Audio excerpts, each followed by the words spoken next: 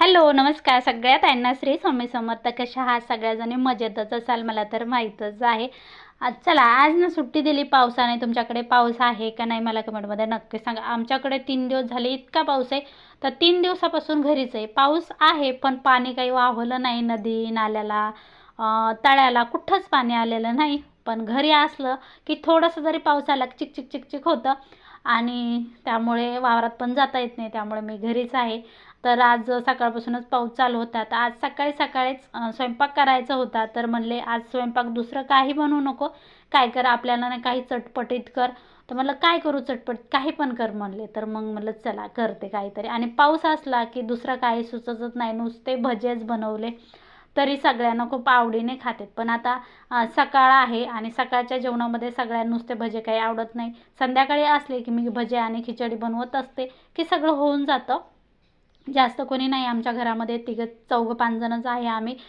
त्यामुळे थोडंसंच बनवलं. आता भज्या बनवताना बऱ्याच ताई वेगवेगळ्या प्रकारे बनवत असेल, पण ना मला काय म्हणले की आज ना भजे असे थोडंसं गोल गोल कांदा कापून घे, त्यामुळे थोडंसं पीठ टाक आणि ते बनव. त्याने कुठं खाल्ले काही मला माहीतच नव्हतं.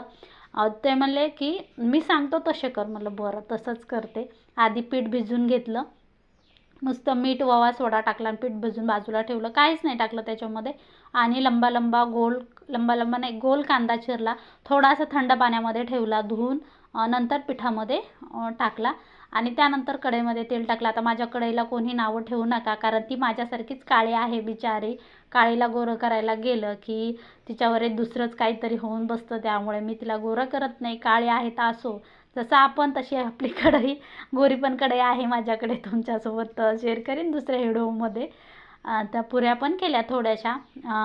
मी याची बटाट्याची भाजी केली, वांग्याची भाजी चालं. वांग्याची भाजी आम्हाला 2 महिने काही खायची नाही, त्यामुळे मी गोबीची भाजी केली.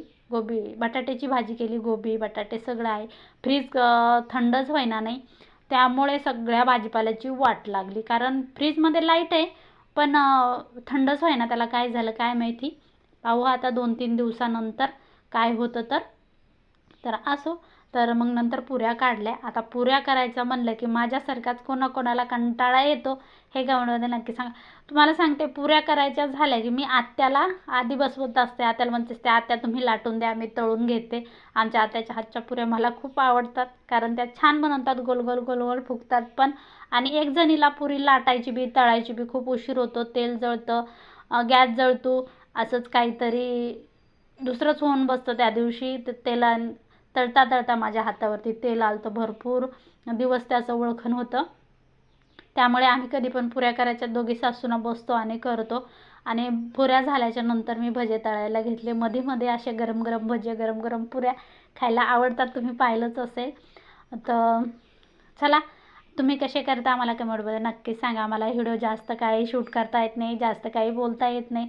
जसं आहे तसं तुमच्यासोबत शेअर करत असते. तुम्हाला काय पाहिजे, काय आवडतं, काय दाखवू, हे मला कमेंटमध्ये नक्कीच सांगा. तुम्ही जर सांगितलं ताई हे दाखव, असं कर व्हिडिओमध्ये, तसं कर, तर तसं नक्कीच मी तुमच्यासोबत शेअर करेल. आणि मला पण आयडिया येईन की व्हिडिओमध्ये काय टाकायचं आहे, काय दाखवायचं आहे, काय नाही दाखवायचं, कोणतं कुठं शूट करायचं, कोणतं कुठं कट करायचं, हे पण नक्की सांगा बरं. बऱ्याच ताई सांगत असतात मला. पण चला 2-3 व्हिडिओला टाकू तुमच्यासोबत. तुम्ही जर प्रतिसाद दिला, छान व्ह्यूज आले, तर नक्कीच मोठे पण व्हिडिओ तुमच्यासोबत शेअर करेन. कालच्या व्हिडिओला छान भरभरून प्रेम दिलं, त्याबद्दल खूप खूप धन्यवाद सगळ्यांचे. तर भेटू अशाच एक नवीन व्हिडिओमध्ये. तोपर्यंत सगळ्यांना श्री स्वामी समर्थ. स्वामीच्या कृपेने सगळेजण छान मजेत आणि आनंदात राहा. असे झाले माझे भजे एकदम चिपटे चिपटे. कसे वाटले कमेंटमध्ये नक्कीच सांगा. सगळ्यांना बाय.